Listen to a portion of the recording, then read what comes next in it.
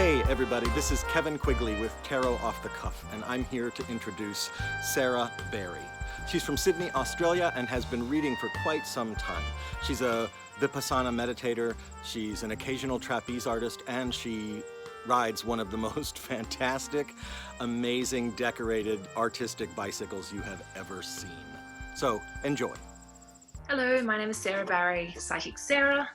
Welcome to Tarot Off the Cuff. I'm talking to you from Gadigal Wangal land, the inner west of Sydney, Australia. This is The Next World Tarot by Cristy C. Road. Let's see.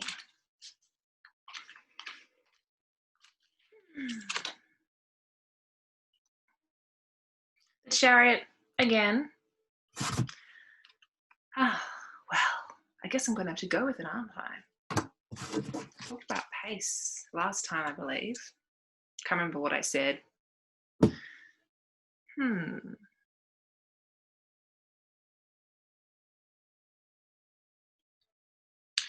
How to seem as if you're really confident and know exactly what you're talking about when you're feeling really insecure.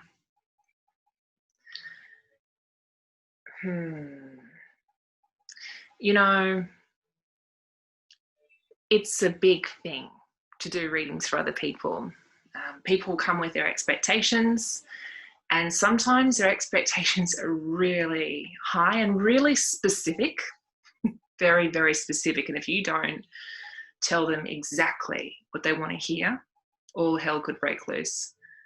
Quite literally sometimes, not that often. But it happens. So there's something about being able just to carry yourself with grace and believe in yourself no matter what happens.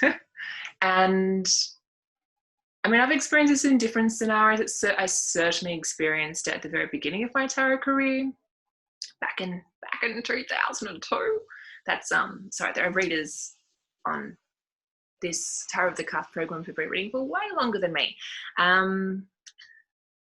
But when I started, when I was younger, I was 18 years younger than what I am now. And so I did look a bit out of place at times when people would test me. And what I don't suggest you do is lie about how much experience you've got, because that is something that I did do and it didn't feel quite right. And I was very fortunate that when I was in my first year of full-time tarot, I did an alternative marketing course with Julian Knoll, and he's based in Aotearoa, New Zealand. Now, he was based in Sydney then. And basically it was just me and someone who was a massage therapist and a life coach. I'm pretty sure it was just a small group for my group.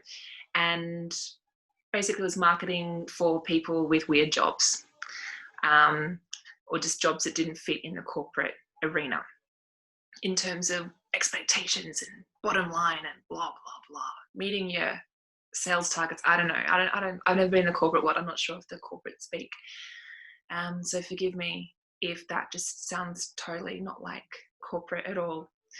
And I had been experiencing some insecurities because I was the youngest reader by far and the most unexperienced tarot reader by far at the shop I was doing readings at.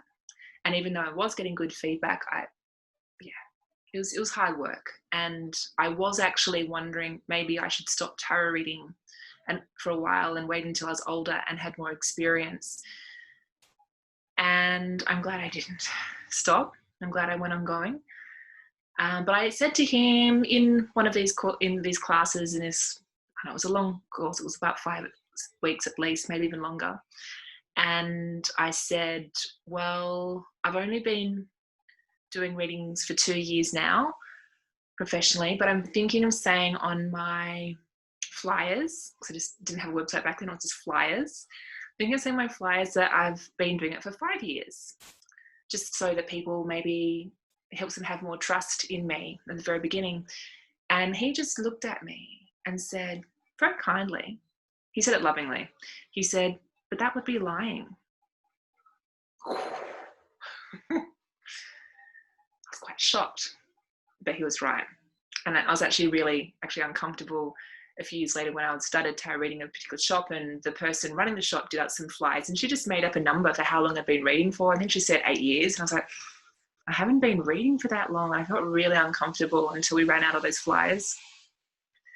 So, okay, one way in which I tried to come across as more knowledgeable than what I actually was at the time was lying about how long I'd been doing it for, even though I just mentioned that, I didn't put in my flyers. I do remember saying it to a client once when she was being really hard. She was really pushing my boundaries in various ways. And she says, "Well, how long have you been doing this for?" And I just said, 10 years. She says, "Well, you don't sound like you've been doing it for 10 years. So, oh gosh, those were a hard first couple of years. So that is one way in which you can come across as, being more, not authentic, because that wasn't authentic to lie about how long I've been doing it for, but come across as trustworthy.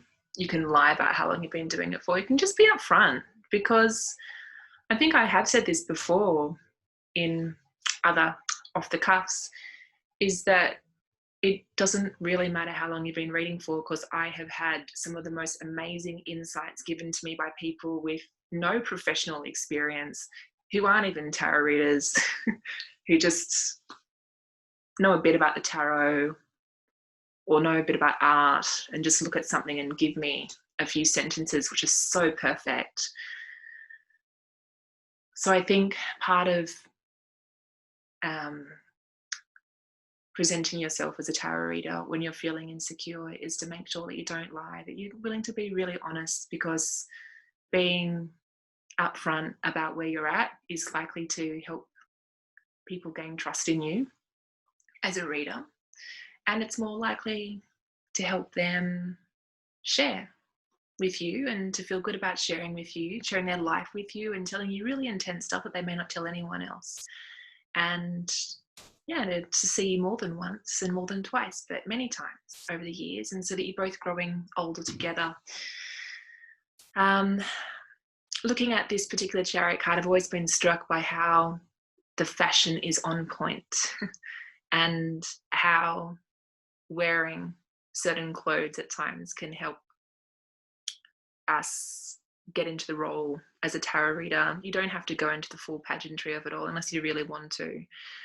But if you're wearing something that you feel really comfortable in and really good in, then that can actually really help you get into that professional mode. It's always been a bit of a thing for me, that because apart from the tarot community and the queer community, who are all about fashion, well, not all, but queers know how to do fashion. Can't deny it at all. The other really big community in my life is the Vipassana community, the Vipassana meditation community. And every now and then there'll be someone that said, a fellow meditator who'll just talk about how they don't really care about what they dress in, because, the idea of being a meditator is to renounce fashion and, just looking good. And I can kind of get that point of, ideally, like, that's, what we're wearing isn't the focus of what we do, but it does have a part to play. And what I always think about is like Buddhist monks and nuns, and even though they're only wearing one outfit and it's a piece of cloth that they have amazingly, I don't know how they wrap themselves like that, but they've done that, and always looking amazing, always looking so stylish, always with great carriage. So you can be a meditator and you can also just look graceful. And where am I going with this? Are you wondering where I'm going with this? basically, I want to say is don't let the seemingly superficial things that do help you connect with yourself as a tarot reader, don't talk yourself out of that. Don't let anyone tell you what you should or shouldn't do. That if you do feel like you can do better readings when you're wearing a particular necklace or certain earrings or certain kind of outfit or a certain color, then do that. And make sure that you're not, that deep down, that that's not the actual thing that's making you an amazing tarot reader, but it is something that helps you at least for a while until you can build confidence in yourself in other ways. So you know that it's not just what you're wearing or whether you're wearing your lucky socks or not. It's your experience and it's your intuition. So part of it for me for getting into the role tarot reading is, what am I wearing today, and intuitively dressing and getting out there. And as soon as I've put on that outfit, then I'm in the zone. And even in these times where being in lockdown due to the virus, and so I haven't been seeing people in person for over a couple of months now. And has it been? Nearly a couple of months.